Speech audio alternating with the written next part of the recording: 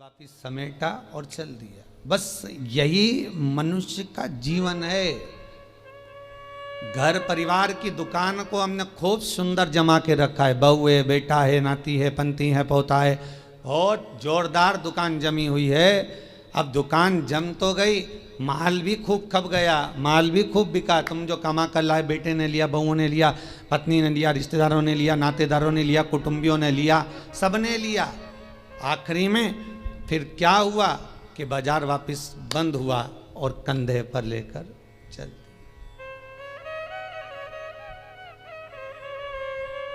फिर निवेदन करूंगा, तुम दुकान पर बैठकर व्यापार में, व्यवसाय में, नौकरी में, तुम दुकान में जितना बैठकर कमा रहे हो उसका भोग तुम्हारी पत्नी, तुम्हारे बच्चे, बहुएं, पोता पोती, रिश्तेदार, कुटुंबी सब भोगेंगे। पर तुमने जिस तरह से कमाया है उसका भोग तुम्हें अकेले ही भोगना पड़ेगा, कोई दूसरा नहीं भोगेगा।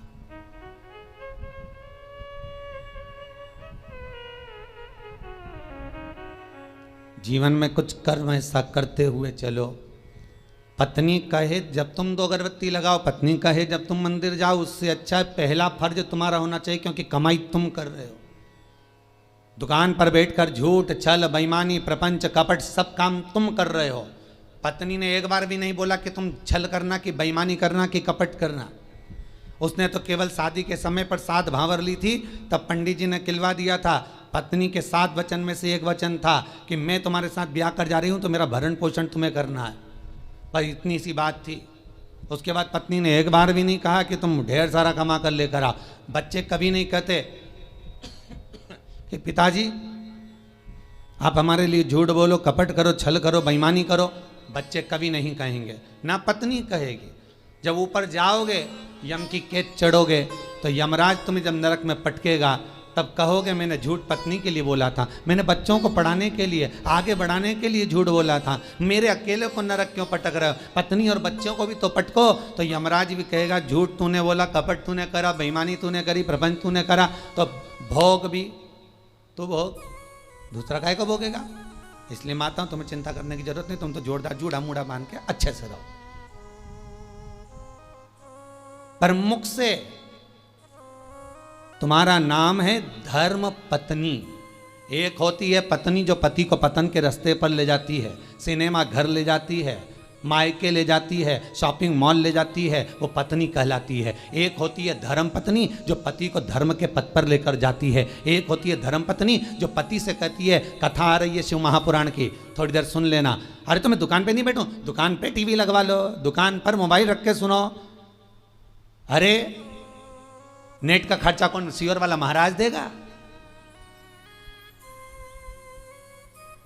150-200 रुपए का नेट चले तो कौन महाराज देगा क्या?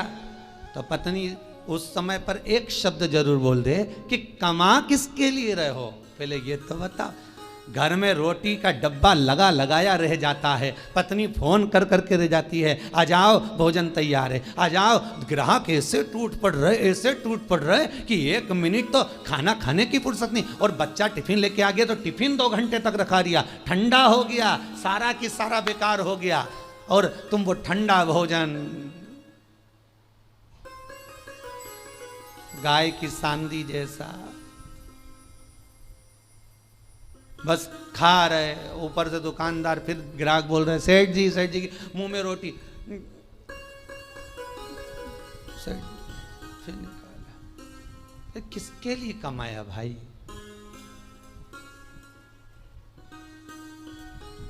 ना राम नाम लीनो तूने भरी जवानी में, तो डूब के मर जा रे चुल्लू भर पानी में। और समझने वाली बात तो यह है कि इतना बड़ा मनुष्य चुल्लू भर पानी में डूबे कैसे? इतना बड़ा मानव चुल्लू भर पानी में डूब के मरेगा तो मरेगा कैसे? ये सोचने वाली बात है। तो उसमें भी शास्त्र में वर्णन किया, जो मनुष्य भगवान का भजन नहीं करता, जो मनुष्य भगवत स्मरण नहीं करता, जो मनुष्य भगवत कीर्तन नहीं करता, जो मनुष्य कभी स्मरण नहीं करता, वो कीड़े की तरह जन्म लेता है और कीड़ा चुल्लू भर पानी में डूबकर मर सकता। धर्म पत्नी का फर्ज है पति अगर कमा कर तुम्हें ला कर देता है तो तुम्हें चाहिए कि पति से कहो चलो दान करिए, चलो पुण्य करिए, चलो कथा सुनिए, संकीर्तन करिए। ये धर्म पत्नी का फर्ज है।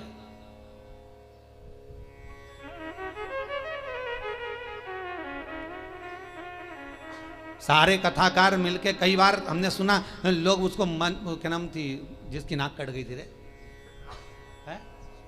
तुम लोगों को बड़ा मालूम है।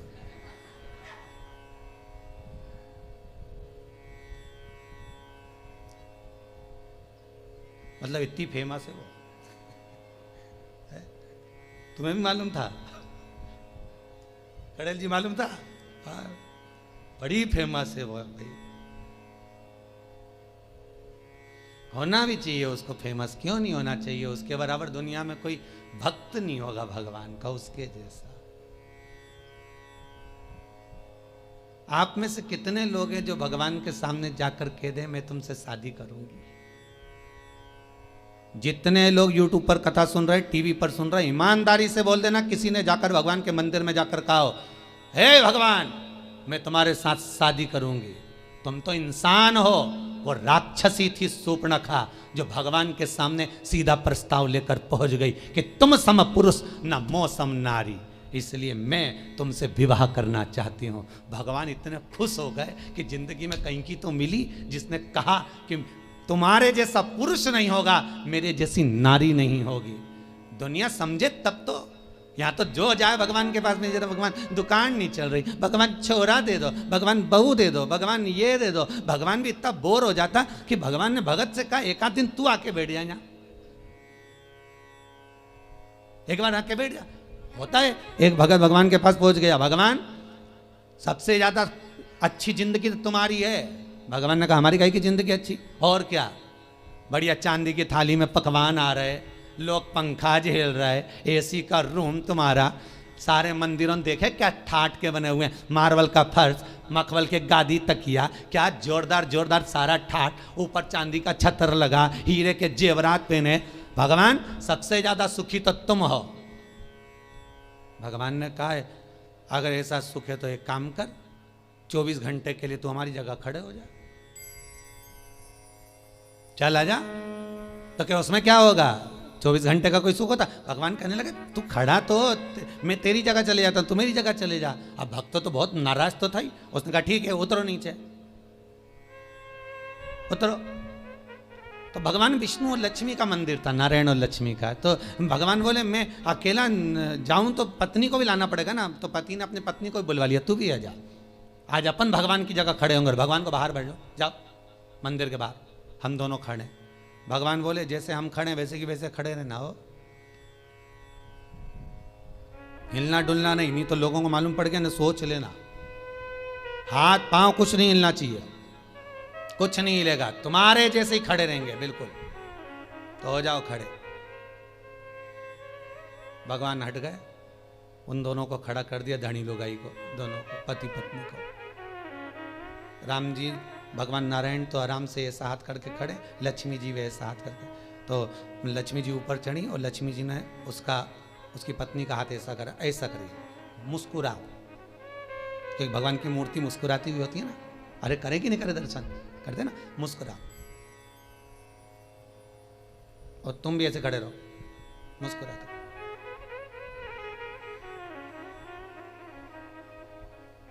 इतना छोटा सा तो काम, एसी का भी तो रूम है, अरे खाने को भी तो चांदी की थाली में सब मिलेगा। पत्नी से बोला खड़े रहे तो भगवान के जाऊं? लक्ष्मी नारायण कहा ठीक है जाओ। अब कब आऊं? भगवान बोले, तो वो बोला अभी हम सारा सुख भोग लें फिर आना आराम से। हाँ ठीक है, कल आ जाऊं कि आज ही आऊं? नहीं तुम तो शाम तक वापिस आ जाओ। हम भगवान वहां तक गए तो इन्होंने मुंह फिर उतार लिया। लक्ष्मी जी बोली मुस्कुराओ, फिर मुस्कुराओ। अब सब भगत दर्शन के लिए आने लगे भगवान के। ये दोनों मूर्ति ऐसे खड़े,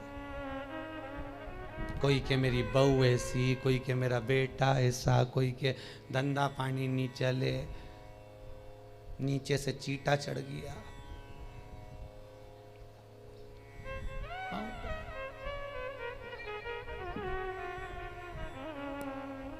अब नीचे से चीटा चढ़ा तो पत्नी सीधे खड़े रहो, सीधे खड़े रहो, मुस्कुरा।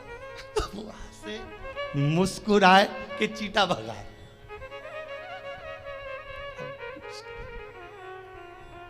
जहां लक्ष्मी जी खड़ी थी वही हाथ लेके मच्छर काटे जा रहा। पति बोले अभी तो मेरे से कह रही थी, अब मुस्कुरा, मच्छर खा रहा है, मुस्कुरा। तब एक आया भगत, 11 दिए जला गया उनके बिल्कुल पांव के पास।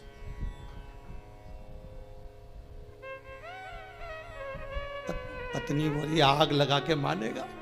पति बोला मुस्कुरा, मुस्कुरा। अरे धोती जल जाएगी, मुस्कुरा, मुस्कुरा। ऐसे खड़े रहो, हिलना नहीं है, बिल्कुल मुस्कुराई। तब एक आई बेचारी नैनों से नीर बहाती हुई, भगवान बहुत दुखी हो गई। इतने में जो पास में खड़ी थी पत्नी, हमारे से पूछ ले हम कितने दुखी हैं। पति बोला तू चुप रह, मुस्कुरा, बस मुस्कुरा। चांदी की थाली में भोजन लग के आया। पति पत्नी के मन में धीरज बंधी। 8 घंटे से खड़े थे। घर पे होते तो चाय भी पी लेते, यहाँ तो कुछ भी नहीं आया। अब खाना आया है, जल्दी से खा लेना। पंडित जी थाली लाए, रखी, तुलसी डाली, हाथ में पानी लेके फेरा, घंटी बजाई, थाली ढाकी, वापिस ले गए। वापिस। पत्नी बोली और आएगा क्या? पति बोला चुप रहे, आज का गया अब तो कल ही आएगा। खड़े रहे।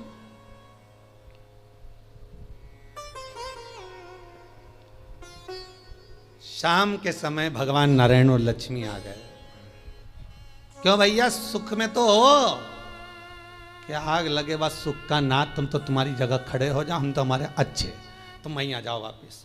जल्द। भगवान बोले हम तो नहीं आ रहा, तुम ही खड़े रहो, कि हमारे बाप की सौगंध है, हम दूसरी बार भगवान नहीं बनेंगे, तुम तो खड़े हो जाओ। बड़ी मुश्किल से भगवान नारायण लक्ष्मी फिर खड़े हुए। हमें लगता है सामने वाला व्यक्ति बहुत सुखी है, पर उसकी जगह पर जब हम बैठते हैं तब मालूम पड़ता है कि दुख जीवन में कितना पड़ा है। जीवन में दुख कितना है वो समझना। पकड़ कर हाथ जो तेरा, कहे तू लाडला छोरा, अभी सब साथ हैं तेरे, आगे होने को धोखा है। हरि भज लो, हरि भज लो, हरि भजने का मौका है। हमें अपने कुटुंबी, रिश्तेदार, नातेदार जितने भी हमें अपने लगते हैं, ये कोई अपना नहीं, केवल एक लुटेरा है। कितना सुंदर लिखा है।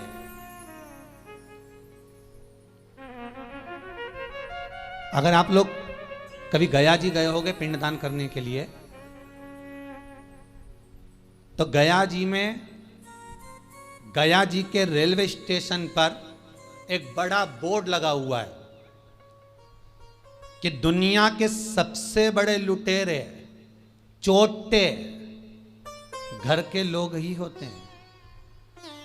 एक आपकी श्वासें चुरा रहा है, एक आपका समय चुरा रहा है, एक आपका धन चुरा रहा है, एक आपकी संपदा चुरा रहा है।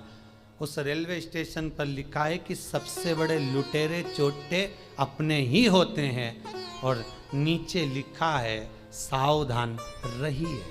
किससे? किससे सावधान रहे? अर्थात जो लूटने में लगे हुए हैं। कोई कहता पापा जी पापा जी पापा जी कहकर उनका सारा समय खा रहे हैं, मम्मी जी कर कर उसका सारा समय ले लिया, सब कुछ तो समाप्त हो गया। वो चरित्र कितना सुंदर है साहब, कि एक व्यक्ति के घर में शादी थी, बहुत गरीब बड़ा व्यक्ति है,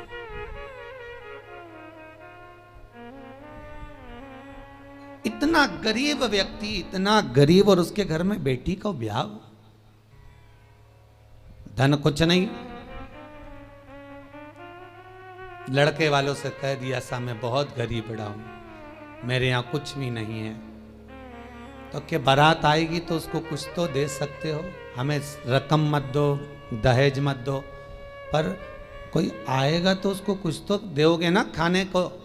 तो क्या साहब मेरे पास में केवल थोड़ी सी शक्कर ले आऊँगा, नुक्ती बनवा दूंगा, खोपरा पाक बनवा दूंगा, खिला दूंगा। बहुत गरीब हूँ मैं।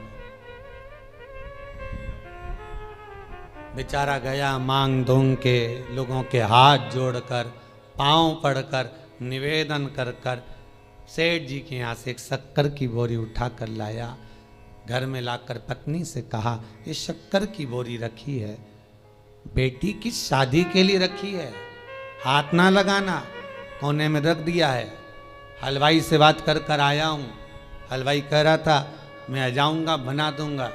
अपने पास घी नहीं है, पर हलवाई बहुत अच्छा था, वो कह रहा था मैं ले आऊँगा, तुम बहुत गरीब पड़े हो। शक्कर की बोरी रखी है, ध्यान रखना। शादी की तैयारी में लग गए सब। 2 दिन बाद बारात आना है।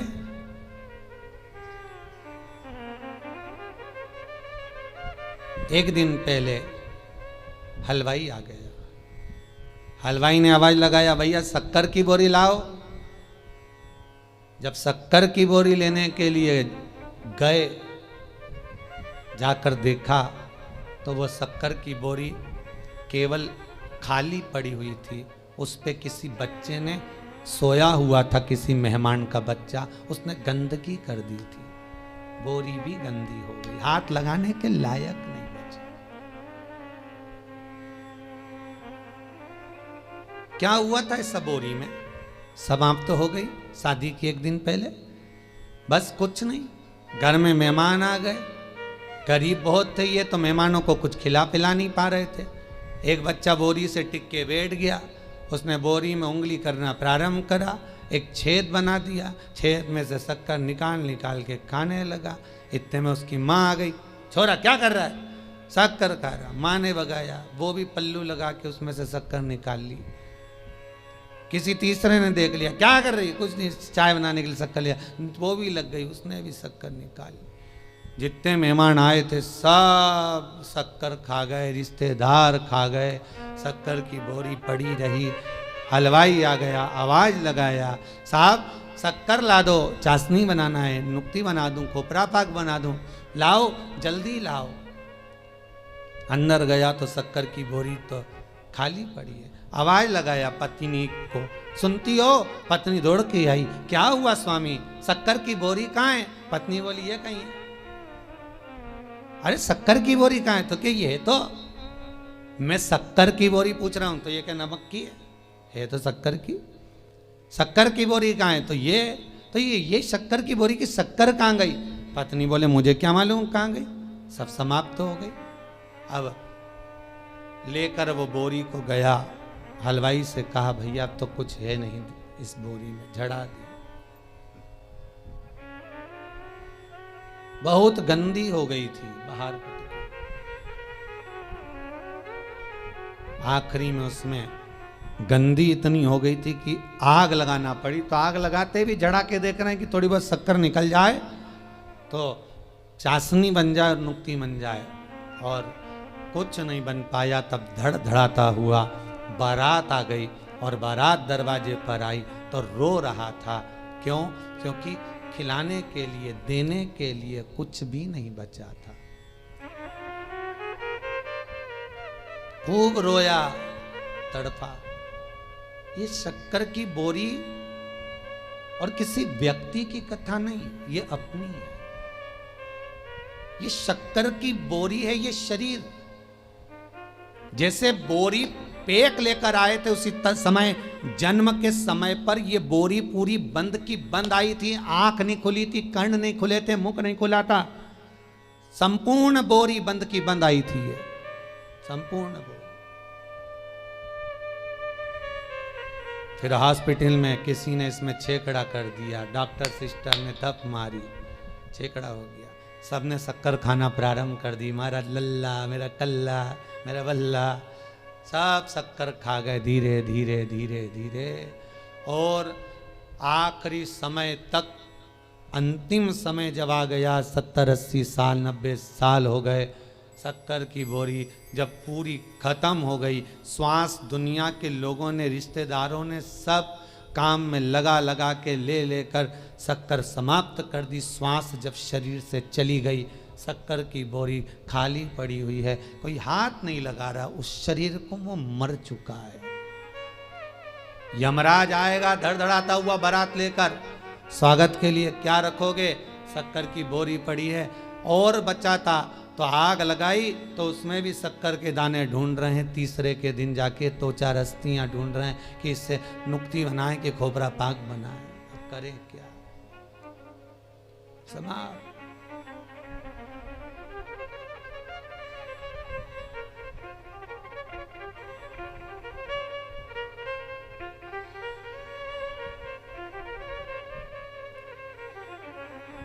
दुनिया के लोगों की एकता अगर देखना है, परिवार के लोगों की एकता अगर देखना है, मोहल्ले और संसार के लोगों की एकता अगर देखना है, तो दो जगह पर देखी जा सकती है। एक, जो व्यक्ति आगे बढ़ रहा है उसको गिराने में, और दूसरा मुर्दे को उठाने में। ये दुनिया के लोगों की एकता, ये दो जगह पर देख सकते हो।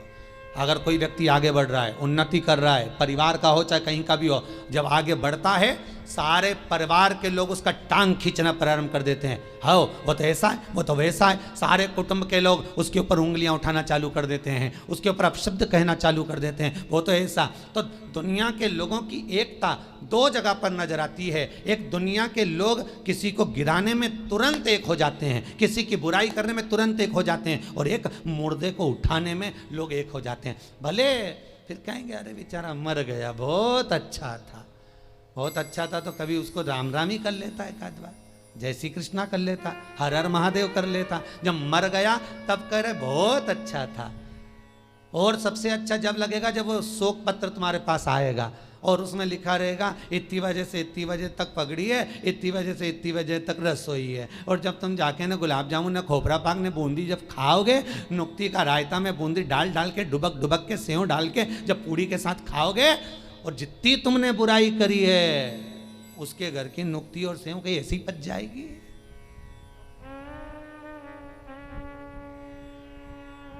ऐसे ही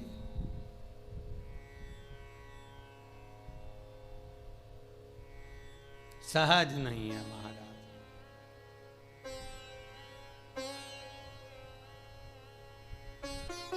मानव जो है जीवन व्यर्थ।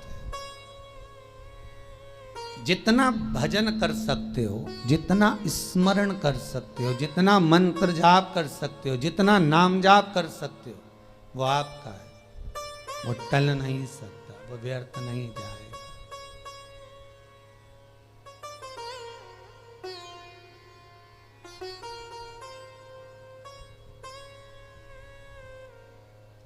तुम्हारा किया गया भजन, तुम्हारा किया गया कीर्तन और तुम्हारा विश्वास शंकर के प्रति खाली नहीं जा सकता, खाली नहीं जाएगा। विश्वास अगर पूर्ण है तो भगवान मिल जाएगा।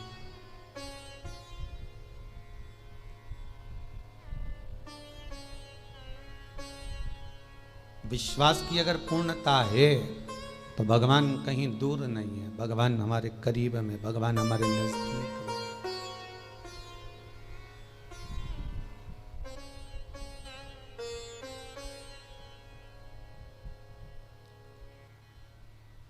कल गौशाला में हम शाम के समय पर थे, कथा के बाद आप लोग यहाँ कीर्तन कर रहे थे।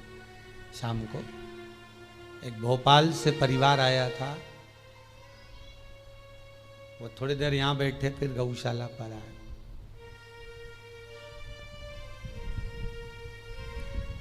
हमने कहा वहां जाकर बैठो हॉल में, दर्शन करो, कीर्तन चल रहे हैं, भाभी जी की भजन गा रही थी, कल हम सुन रहे थे वहां पर। तो हमें तो केवल दर्शन करना था, इसलिए यहाँ पर आए हैं, आपसे दो शब्द मिलना है। मैंने बोलो, हम यहाँ मिलते करते थोड़ा सा कम ही है, अभी कोरोना महामारी के कारण बहुत दूर किसी से नहीं। बोलिए क्या बात है, इतनी रात को आप आए? दिन में आते तो पूरा गौशाला देखते, वृद्धाश्रम देखते जो बन रहा है, कुबेर भंडारी का मंदिर देखते। कहा गुरुजी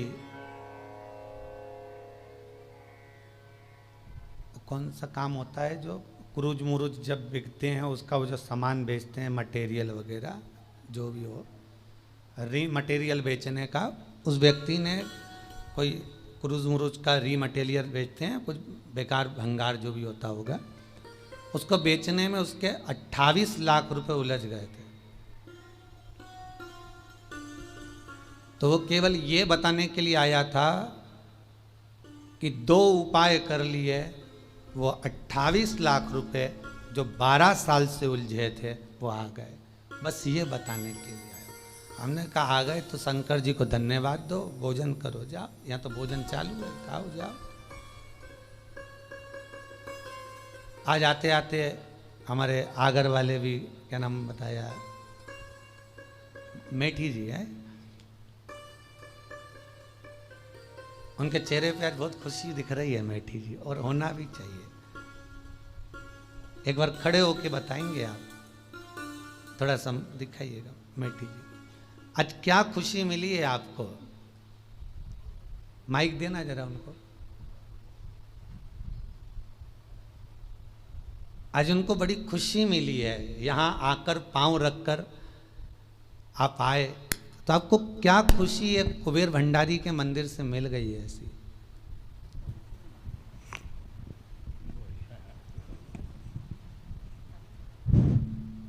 हम आगर से जब चले थे तो इस भावना के साथ चले थे कि गुरु जी से कोई साधन पूछेंगे, ये मेरा बिछोट बच्चा है जी, और ये इसका पुत्र है, ये बहू है, ये बड़ा बच्चा है जी, मेरा बिछोट बच्चा जो है, वैसे ये मेडिकल स्टोर पे बैठता है, ये भी मेडिकल स्टोर है, पर बिछोट ने वो इंजीनियर हो गया, बोले मैं तो नौकरी करूँगा। ठीक है भाई, नौकरी कर, 2-4 जगह कहाँ करें। हम आपसे ये निवेदन करने आए थे कि या तो आप इसको कोई परमानेंट नौकरी की कोई साधन बता दो, और नहीं तो इसे घर वापस बुलवा दो। हमने आके यहाँ पे बैठे, पानी वानी पिया, भोजन किया, फिर गौशाला में दर्शन करने गए। बस गौशाला से दर्शन करके हम जैसे ही यहाँ आए और उसका मैसेज आ गया कि बाबूजी मुझे मेट्रो में अपॉइंटमेंट मिल गया है परमानेंट, आगरा से मेट्रो चलेगी, उसमें मैं सरकारी नौकरी उसे प्राप्त हाँ, हो गई। हाँ, बहुत बहुत धन्यवाद। बैठिए मेठी जी, ये आपकी कृपा है। नहीं, बाबा की कृपा है बेटी, बहुत बहुत साधुवाद। आपका प्रेम, विश्वास, करुणा केवल भगवान पर अगर है तो मेरा विश्वनाथ कमी कुछ नहीं रख सकता। वो विश्वास आपके भीतर शंकर की कृपा से आना चाहिए। कोई जरूरी नहीं कि हम मिले ना मिले, परंतु आपका विश्वास यदि शिव के प्रति है, शंकर के प्रति है, तो बाबा उस विश्वास को पूर्ण करता है। तो विश्वास पूर्ण करता। अब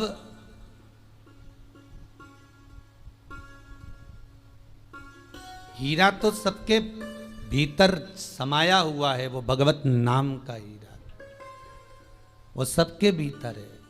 राम नाम, कृष्ण नाम का वो हीरा, ये आत्मा का एक भाव का हीरा, पर काम, लोभ, विषय, वासना, आसक्ति, तृष्णा जो चारों तरफ लपटी हुई है, उसके कारण हम भगवान तक पहुंच नहीं पा रहे।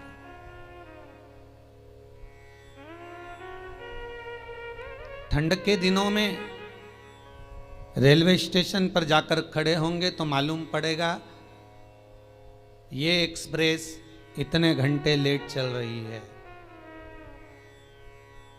पूछा जाए क्यों, तो कहा धुंध बहुत है, कोहरा छाया हुआ है, इसलिए ये धुंध के कारण, कोहरे के कारण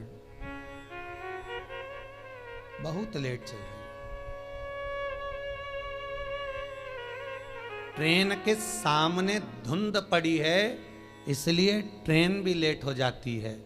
मन के सामने अहंकार की, लोभ की, विषय वासना, काम की धुंध चढ़ी है, इसलिए यह मन मेरे शंकर तक नहीं पहुंच पाता। इस मन को शंकर तक पहुंचाने के लिए अहंकार, काम, लोभ, विषय, वासना, आसक्ति, तृष्णा की धुंध को हटाना होगा। जब ये धुंध हट जाएगी, भगवान मिल जाए तो प्राप्त हो जाए।